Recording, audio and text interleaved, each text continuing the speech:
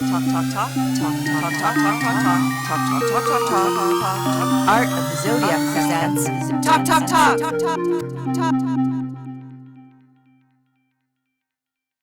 Garden here is also, I mean, he has persimmons and limes and I don't know, all kinds of crazy fruit things that are not in bloom yet.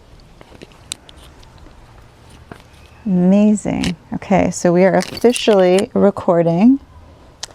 Rick Levine, thank you for chatting with me today. So we've been having a whole conversation that hasn't been recorded, and I think the question that I've been throwing a lot of them at you today, but I'm going to jump in with a really big one. I thought you were going to be on camera too. No. We're going to get a little one of just you talking. All right. I really want to ask you is, for you personally, what does it mean to be an astrologer? Ooh, that's a good question, because most people say, how did you become an astrologer? And that becomes such a boring question. Yeah. Actually, what it means for me has to do with two separate things. What it means for me is actually two separate things. Mm-hmm. On one side of the equation, it's my personal experience, and that astrology for me has really been my way of fulfilling my never-ending curiosity about how this whole shit show works. You know, where are we? What does it mean? Where do I come from? Where am I now? Where am I going to? And how does it all glue together? And I've explored a lot of different things from childhood all the way up through college, through life. And astrology seems to be one of the most consistent and revealing tools for understanding the mechanics. I mean, not just the mechanics, but the mechanics and the experience of how it all unfolds. So on one side of the question is my own selfish, how do I learn more about where we are and what's going on and how does it all work? And I sometimes think there was a bumper sticker I saw many years ago that said, hire teenagers while they still know everything. And then it became, in my mind, hire millennials while they still know everything. Yeah. And in some ways, because the astrology that I thought I knew 35 years ago, I thought I knew it. I got it. And it's like now, I don't want to say it's frustrating because it's not, but it's amazing to me the breadth and width and depth of what I don't know in astrology itself without even stepping into other areas of interest. So the first part of the answer is, from a selfish or self-oriented point of view, astrology is just an amazing tool for discovery. Yeah. All right. The other side of the coin has to do with the social implications, and I don't mean party, I mean the cultural, external implications of being labeled an astrologer. And I take that as a fairly serious responsibility, knowing the history of the role that astrologers have played in the past. And for whatever reason, I find myself in a place that when I speak, when I do a variety of things on YouTube, there's enough people listening that I am conscious of what I say, and sometimes even more conscious of what I don't say.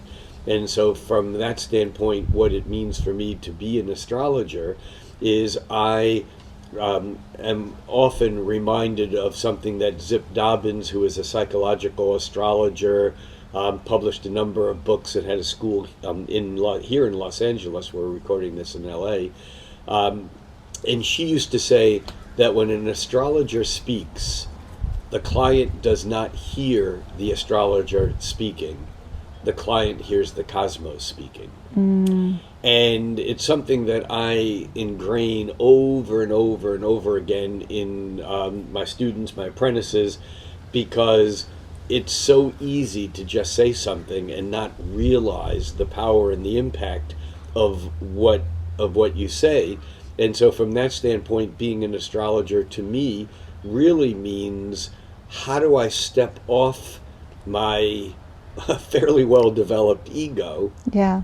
and go to a point where I'm simply in service or being useful without infringing my perspective, what I think I know, my value judgments, or my answers to your question.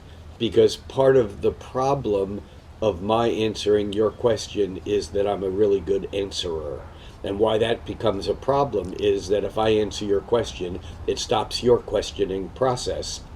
And I had a philosophy professor in college a million years ago whose main point was that the search creates the reality.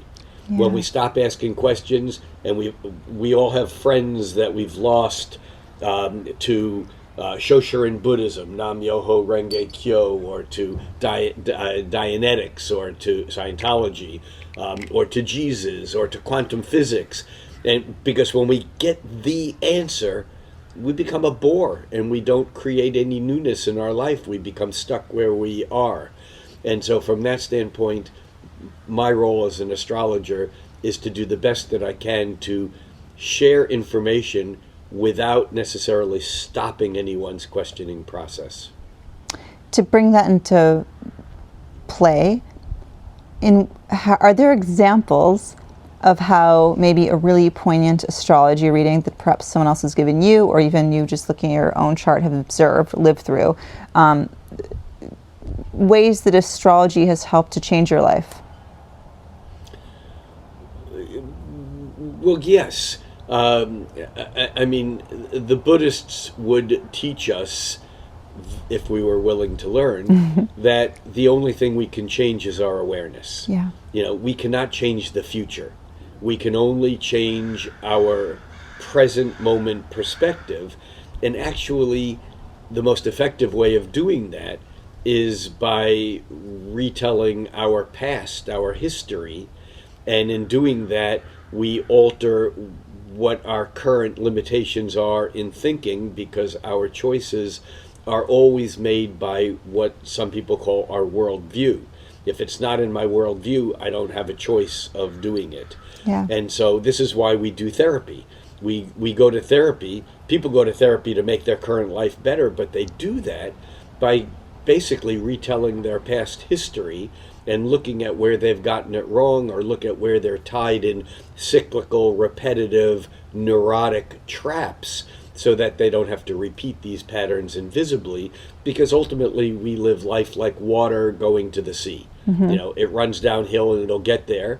And yet through various tools and techniques, I think yoga basically, well, not just sitting in postures, Yeah. but a variety of mental, action-oriented physical yogas, is basically how do we basically take that water that is unconsciously running to sea level, and how do we infuse it with awareness that can fertilize a field of nutrient flowers, or make hydroelectricity along its way.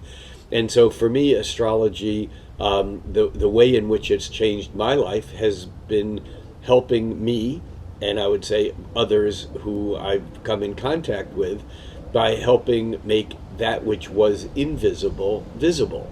That's the only thing we can do, because when we become aware of patterns that we weren't aware of, we can see the pattern before it comes to fruition, and therefore alter those patterns. We can't change the future, we can change the present moment, which upon doing it on an ongoing and regular basis can then change our trajectory from going this way off the cliff to the ocean into the water, to maybe this way running down through fields that fertilize, agriculture. Now, this might sound like a simple question on the surface, but in this time when astrology is everywhere, right? It's all over pop culture. I think ubiquitous. Ubiquitous, is yes. a good word. Thank you. Definitely ubiquitous. What is the difference between astrology and therapy, right? Because we've had this discussion before. You're an astrologer, you're not a therapist. But for those who don't know, what's that definition? Well, first of all, when asked, "Oh, you're an astrologer, is that Yeah. like being a therapist?" My answer is no. I do single session therapy. I'm not a therapist. I'm a catalyst. And there's a Samuel Taylor Coleridge who wrote The Rime of the Ancient Mariner and Kubla Khan and some other very magnificent poetry. He wrote, and I never get this exactly right. One of these days I should go back and read it and memorize it. But he wrote, "What if you dreamed? And what if in your dream you went to heaven? And what if in your dream you found yourself in a garden, and in that garden, what if you plucked a beautiful flower? And what if, when you awoke, you found that flower in your hand? Ha, what then?" And for me, astrology in some way is like finding these flowers from impossible realms and then holding them here in this three-dimensional world. And so rather than being a therapist who's going to sit with a client for an hour a week, or in Freudian Jungian times, an hour a week 4 times a week, for 5 to 8 years, but whatever that process is, the therapist is basically hanging out, witnessing, and being with the client as they move through their process. As an astrologer, don't take this personally, I don't want to be with you through your process. I want to be the catalyst that gives you that flower that you set on your nightstand that you can't put out of your mind when you're in the three-dimensional world, that might put you on a process that you then want a therapist to sit with you and to witness your process. But I am not necessarily the person who is going to be your guide throughout that process. Most of my clients I see one time, or once a year, or once every 2 or 3 years. In fact, I won't see a client on a regular basis. I'll refer them to an astrologer, and there are many astrologers who do astrotherapy, and they're interested. I know astrologers who will not see a client once. They want to see a client for 3 sessions. I don't want to be the person who goes through every nook and cranny and every nuance of a client's chart. I'm going to sit with you for the hour that I'm with you and have the maximum amount of impact that I can have on your life catalytically, based upon what I see in the chart and what I know about the little I know about your life from our engaged discussion during that time. And that's it. Goodbye. I have a nice life and I love you, but I'm not here to hold your hand while you as caterpillar are becoming a butterfly. I'm only here to create for you a sense of what that broad process might be, so that when you engage it, it doesn't feel overwhelmingly frightening, that for you then it feels like, oh yeah, this is a process that I'm engaged in and I know where I am in the process, even if I don't know what the outcome is yet. You kind of touched on this next question by mentioning there are different types of astrologers, but you've been practicing for a very long time. You've been around different schools of astrology, right? Like whether it being witnessing this sort of development of Project Hindsight, which we were talking about earlier, to like evolutionary astrology. For both people, like, you know, maybe astrologers that are sort of in their lane, but also people who are new to astrology, can you address the idea of multiple astrologies? And then also, as someone who's been around a lot of it, what do we think we can say at the core unites all of astrology? Well, I can do part 2 of this quicker and easier than part 1. What unites all of astrology is the understanding that the microcosm and the macrocosm are one and the same. One is not a reflection of the other. One doesn't create or cause the other. The inside and the outside, the within and the without, the cosmo, the macrocosm, and the subatomic microcosm are in fact one and the same. And we're kind of like on our surfboards that we call life, riding the interference patterns of where the macro and the micro intersect. whether people state it that way or not, Yeah. whether you just say, oh, as above, so below, or whether you state, oh my God, the indeterminacy and the particle wave duality that occurs in the quantum realms of subatomic occurrences are the same as what's reflected up in the macrocosm, where there's time-space distortion that we time to the movement of the observance of these big particles, planets, which are, I call them BFPs, big fucking particles, that these particles are actually waves, and the inside and the outside are the same. So that's the continuity, I think, of it. Doesn't matter, you might call it a science of correspondences. You might say that we can predict where the planets are, and therefore we can make predictions. The word predict just means to say before, dictation. That we can say things before because we know when there's going to be an eclipse or when there's going to be a Saturn aspect to a natal planet. That's all we're doing. And so that, I think, is similar in any astrology that we practice. Now, for the more complicated piece, I think that every perspective, every discipline within astrology, and I would say even outside of astrology, has something to offer. And I think it becomes our job to figure out what the main target of a perspective is and what it has to offer, and then to also understand that there is no one single perspective in a multi-layered, complex, multi-dimensional universe, and that although we can fix on a particular theory, a particular tradition, a particular period of time, a particular national or cultural perspective, and say that's what we practice, that as soon as we do that, as soon as we put an ist or an ism around whatever our practice is, we're missing something. And so I am not a fan of what William Blake called the sleep of single vision, the Newtonian perspective, of this causes that. Because there's always more going on than meets the eye, but that's just because we're living at the end of a print technology culture where seeing was believing, and I think part of the transition we're in is we've now entered a realm where believing is seeing, and it makes it a little more complicated. But I would say that for me, and for any astrologer coming into astrology, we begin with what we learn first. I mean, most people, just to take a simple example, not even dividing into, Jyotish, Vedic astrology, Hellenistic astrology, medieval astrology, Arabic astrology, transpersonal astrology, humanistic astrology, evolutionary astrology, it just goes on and on and on. But not even getting specific like that.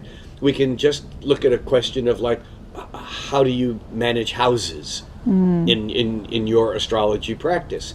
And I would suggest that most astrologers use a house cusp system that their teacher used, because what we learn becomes in some way architectonic or fundamental to everything else that we do. Yeah. And I'm not saying that people don't change systems or house systems or whatever, but it's kind of a tribal thing where we do it because not because it works better, although we might say that's the reason I practice Hellenistic or evolutionary astrology because it works better. No, it doesn't work better. It works better for me in my moment in my trajectory. And so I think the important thing is really to just be aware that when we focus on one thing, we're eliminating other things, and just to have an open mind. I've been present in the astrology community to some pretty intense, ultimately ego battles, but basically strong arguments about different disciplines or schools of thought within particular disciplines that have become this person against that person, that are really about this is the way reality is, not that way, or no, that's the way reality is, not this way. And it's like the sidereal versus tropical discussion. You know, I've been witness to some pretty destructive presentations of this way works and that way doesn't. And, you know, the universe, everything's moving. Pick a point of reference. Coming to your particular point in the world, in this seat at this moment, what is the most exciting thing about being an astrologer right now? It's take that wherever you wish. Oh, to me, the most exciting thing about being an astrologer these days is if astrology was a Cancer, and I don't mean sun sign or a zodiac sign of Cancer. If astrology was a Cancer, we're in the process of it metastasizing. And, you know, although if you're a victim, that's not a good sign. Yeah. But if you're actually the process of what it is, we are, I think you used the word, or you said everywhere, and I think I said ubiquitous. Did. You know, we are at the point where this single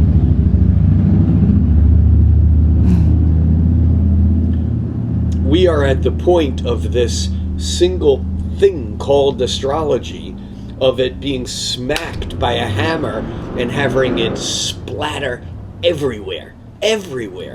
And I think that that's really exciting. It doesn't matter whether you're a behavioral psychologist, a botanist, a historian, a quantum physicist, an astronomer, a cultural anthropologist, I don't care, a politician. It doesn't matter what you are or what your role is.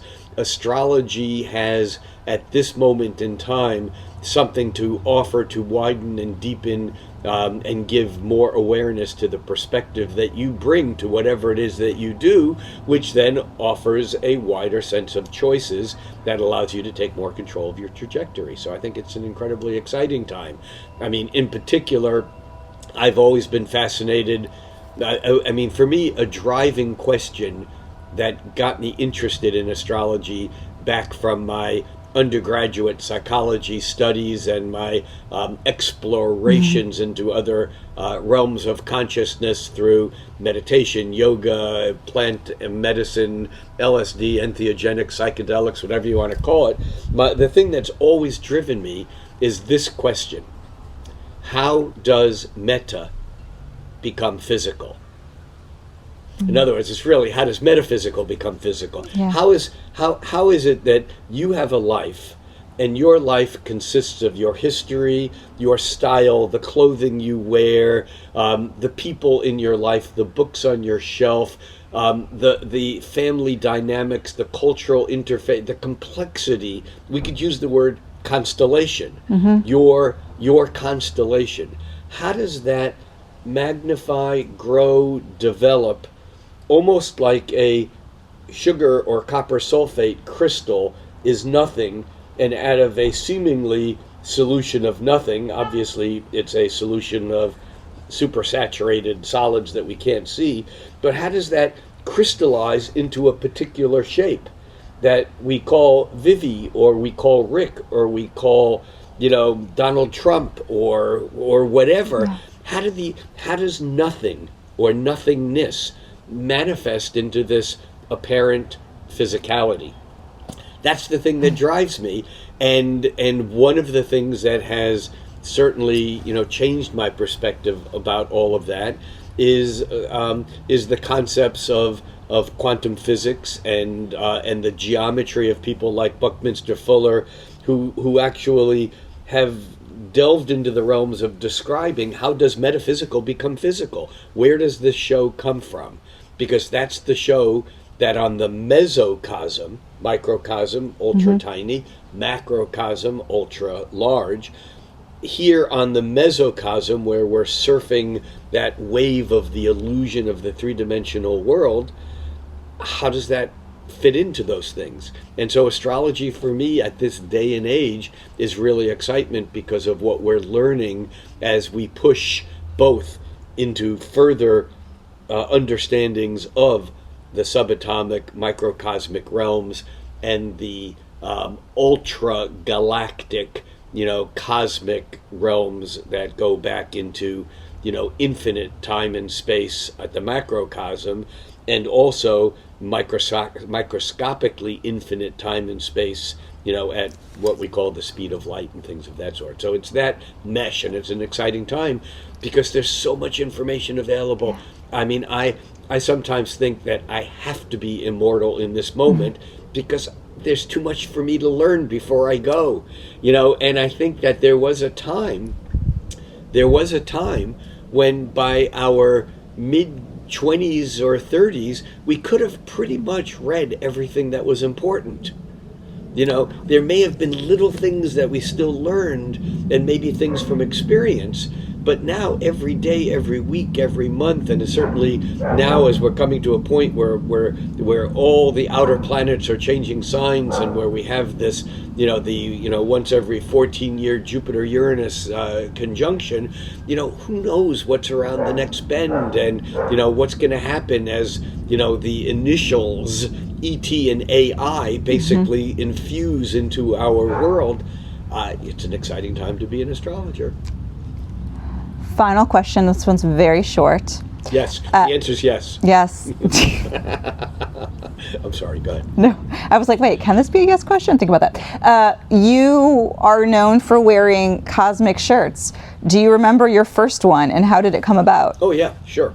I moved to Seattle in 1989. The year before that, I took a trip to Seattle, and at the Pike Street Market, there was a woman there selling not this shirt, but something with a similar pattern that was a batik. And I loved it, and I bought one. And a few years later, when I moved to Seattle, she was still in the marketplace. I bought another one, and then another one. And then she stopped making these shirts, and I went to Bali, and my friend who puts on my conferences around, whether it be Mexico or India or Bali in particular, said, those shirts you wear, you could probably get those made here. I go, no, I get them from, Anyhow, I found someone there that was a workers' own textile collective, and I showed them my shirt, and they go, well, that's Javanese batik. We don't do that, but we could hand paint you one. And why don't you leave that shirt and come back in 3 days, we'll paint you one, we'll tell you how much it is, and if you want it, fine, if not, fine. And I came back in a few days, and they had painted one so exact that the cracks that appear in batik from the wax, all were painted in. It looked like it was, it was just amazing. I said, these are great, and it was like, they were like, I don't know, $5 for the handmade t-shirt and the painting, and so I bought like 10 of them. And I've been back to Bali probably every year or two for a couple of decades now, and every time I go I get another 3 or 5 or 10 long sleeve, short sleeve, red, blue, green, black, cotton, linen, button down, collar, no collar. And so I have about, I don't know, maybe 70 or 80 of them, and that's where they come from. And no, you can't have one. And no, they're not for sale. And no, I'm not interested in selling them. And take a picture and paint it yourself. That's all I can say. Amazing. Thank you for your time. I think that concludes the interview. Thank you. And thank you for what you do. I love your stuff. Thank you. Oh my God, stop. Okay, put it there, and then put this there. And actually, I'll take one picture of you, if I may. No one to interfere with the fun.